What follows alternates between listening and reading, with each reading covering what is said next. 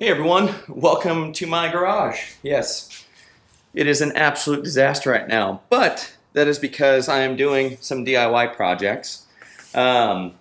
Specifically, I'm trying to make a bar cart.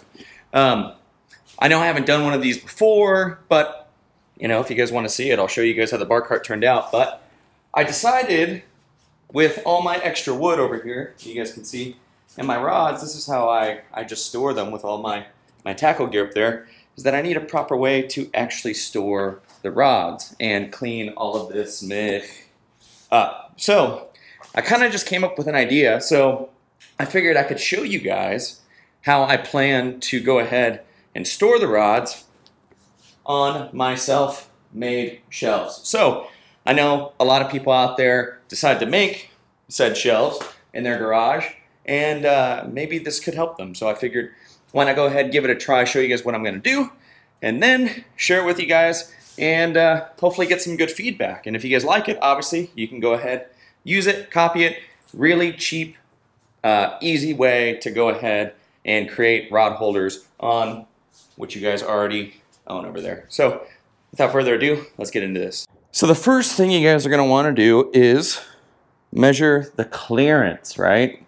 That's going to be crucial because obviously if you have bigger rods, when you go ahead and you put what I'm going to show you on the base of the rod holders, you obviously don't want them to hit the ceiling. So with that being said, I know that I have about 10 to 11 feet of clearance in my garage, and then from there I know that I already set up my bottom shelf over here to about, I think it's like roughly a little over 2 feet. So my plan is to take some of this spare wood over here, and I'm going to go ahead and I'm going to add a piece of plywood here, and I'm going to go ahead and route tiny little holes into the plywood section.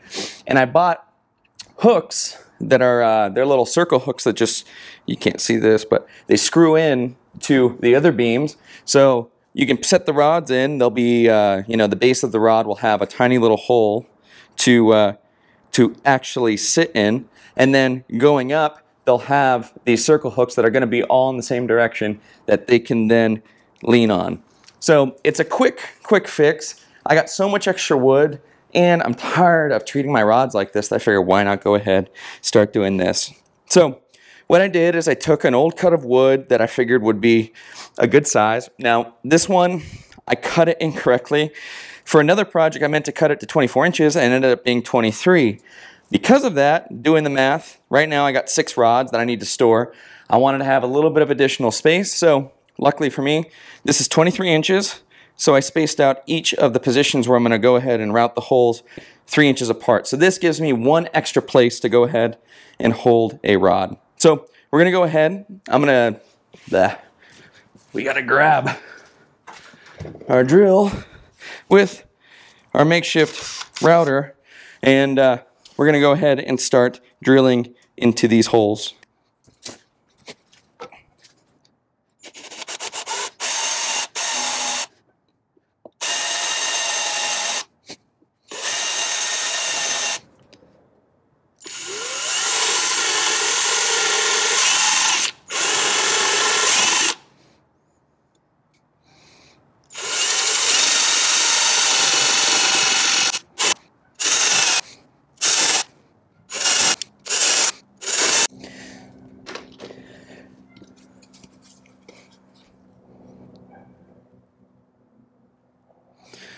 So now that we got our little guide holes, I have some bigger drills that we can actually use, but let's go ahead, let's test out the bottom rod, the bottom of the rod in one of these just to see whether or not it is enough. Now we're gonna have to go way deeper than that. Okay.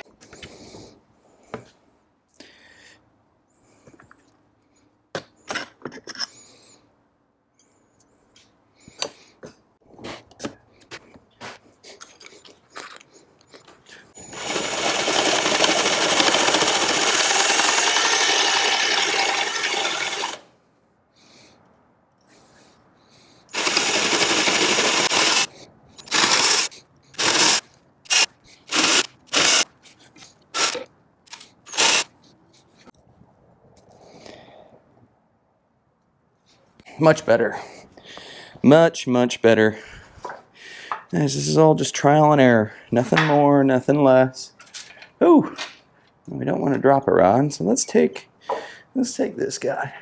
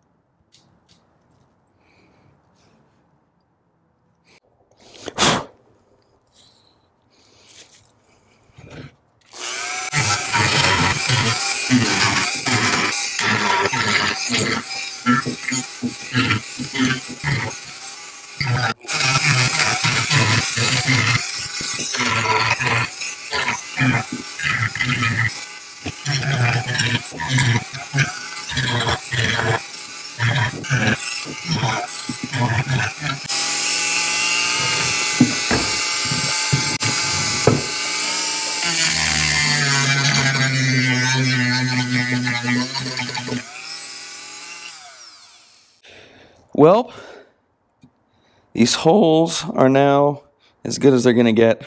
I'm done trying to sit here and make this look pretty, but what I did is I used these hex shank drills because I didn't have really anything else that would work, and I used the 3/4 inch one to go ahead, so you can see drilled down. You got the little pilot hole there from the tip, and then what I did is I took the Dremel tool, just a regular circular sander, and I went ahead and I just kind of shaved around the sides so that way I could take out the hard edge, and that way it kind of gave something for the pole to go ahead and sit in to seat it a little bit better in here, so that way these things, they're not going to move, because before when I went ahead and drilled the first hole, the bottom of the rod just sat flush. So I think this is going to work a ton better now like this, plus it looks way cooler anyway. So just an FYI, if there's a better way to go ahead and do what I did, and you know how, leave it in the comments below, because I would love to know, and I'm sure others would too. Okay, everyone, so the next thing that we got to do is go ahead and choose where we want to go ahead and place this on our shelves. So I'm going to go ahead, and I think I'm going to keep it right here, kind of close to the center line. And what I'm going to do is measure this out, and then up above in the other shelves, hopefully you guys can see, go ahead and measure out the distance between all of the different places where I need to put the circular hooks and screw them in. Go ahead, place those in there, make sure that they align, and then we're going to go ahead and place some rods on this, and we're going to see if this works.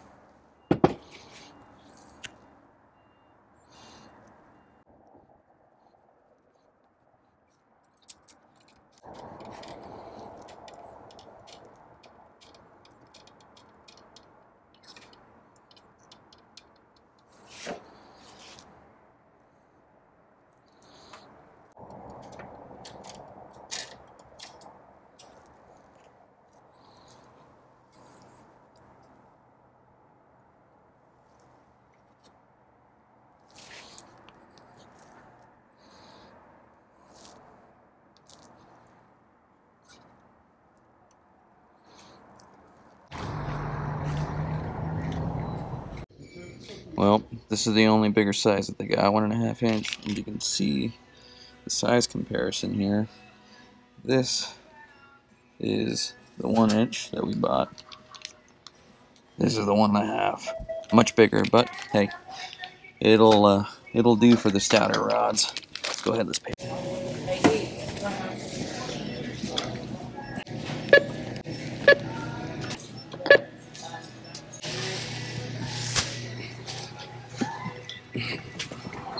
Okay, as you can see, this is an absolute mess over here. I went to the store to go ahead and pick up some 1.5 inch cup hooks is what they're called. Just to give you perspective, the 1 inch versus the 1.5 inch, obviously really big. The only consideration here with going this big is the fact that your rod might be a little bit loose in here. So I don't know necessarily if I really like that, but I'm going to try it out first. What I did just realize is with these is you can actually go ahead, here's a regular one, here's one that is bent back. So if you need that additional clearance, you can actually go ahead and bend these hooks. All I did was just take some pliers, crimp the end, and just bend it out. And you know, that works as well. So I would recommend probably staying just with the 1 inch and just bending them out. If you want, obviously, for the bigger rods, let's say you have saltwater rods, striper, salmon rods, anything with a really, really big base, you're obviously going to want something that's in the 1.5 hook rate, cup hook range. But if you just got regular bass rods, light tackle, this is perfect for them. You can go ahead and do the 1 inch and just bend them out.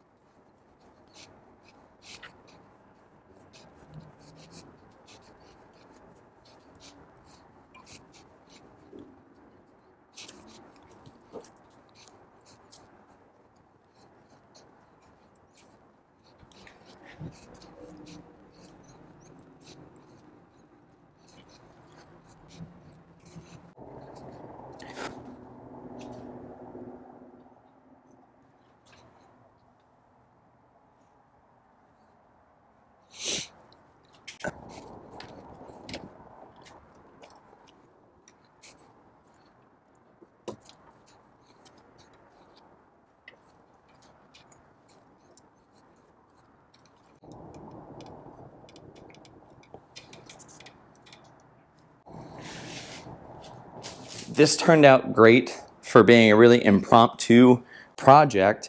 You know, the other considerations I would have, obviously, is not putting the rod holders on the very front. Obviously, you want access to all your shelves. And here, it's not that much of a nuisance if I need to go around to go grab something. I can push it, you know, either way. But if I had planned this out better and I knew I wanted to put rod holders on my shelving, I would have done it on the ends over here, either this side or over here. The only reason why I can't do it over here is because I have this garage door in the way, so that wouldn't have worked out. And over here, I don't really know exactly where I want to put all of that stuff, and I kind of like where it's at. So unfortunately, because of that, I had to sacrifice a little bit of space on the shelves. It's not like I'm utilizing it anyways, you know, that whole area, so it works out perfect for me. And it's a good solution in the interim until I find a better place to go ahead and store my rods. And great thing is it's right next to all my tackle, easy, and I can actually probably just keep the rods there and rig up baits before I even leave, which is nice. Don't even need to finagle with it inside or try to sit here and put it on my lap. So anywho, you guys can do this with really basic tools, as you guys saw. All you need is a drill. If you have a Dremel, even better. some drill bits. I ended up using a hex drill bit that was a 3/4 inch to go ahead and drill these holes. And then after that, took the Dremel to smooth out the edges so that way the bottom of the rod's seated better. And then went ahead and picked up these hooks. Again, these are 1-inch hooks. The ones that I just picked up from Home Depot, the 1.5 inch, are about $5 total. I paid for, I think it was 10, maybe 8. It's probably 8. I think I picked up 8. I'm sure you guys saw it in the video. But $10 for that. And as I mentioned, you can use that obviously for stouter rods, but for your typical bass rods, you can actually take these brass hooks and just bend them out a little bit, and they will fit perfectly in here. One other thing to note too, whichever way your spinning gear is facing is the way that the rod is going to be weighted. So if your reel is facing this way, your rod's gonna be weighted more down towards the right. If it's facing towards the left, it's gonna be weighted more down towards the left. So obviously if you have the hook opening right here and the reel is facing towards the left, it might pull that rod out from this hook. So you just need to keep that in mind when you go ahead and put them down. Make sure that they're seated properly. Obviously, I have not put these hooks in yet. I probably will. And when I do, it'll be much more secure. Much more secure. Thank you guys so much for tuning in to this episode with NorCal Rod and Reel. If you want to see more DIY stuff, even unrelated to fishing, like this bar cart idea that I got going on right now, I'm more than happy to go ahead and post some videos of some instructional items on how I'm doing those. I do a lot of this stuff myself. Part of it is it's easier for me to do it, and it's actually cheaper for me to get what I want if I just build it myself. Also too, I find it a ton of fun. So if you're like me and you enjoy that stuff and you want to see some more stuff like that and how-tos, I'm more than happy to do that. Please leave a comment below if that's the case. Also too, if you have any other suggestions as to how you would do this better, or other suggestions to make this even better, please let me know. Let's get a conversation started below. I would love to hear your guys' thoughts about this. So that being said, I'll let you guys get back to your evening. Thank you guys so much for clicking on the link and checking out the channel. Again, my name is Nick with NorCal Rod and Reel. If you liked the video, please give it a big thumbs up right down below in this video. And if you have not yet subscribed, please do. I am on the road right now to 100 subs, and there's gonna be a little giveaway that I'm planning on doing once I reach that. So please do share this video if you liked it. Tell all your friends. There's gonna be a lot more to come from NorCal Rod and Reel. And with that, I will see you guys soon.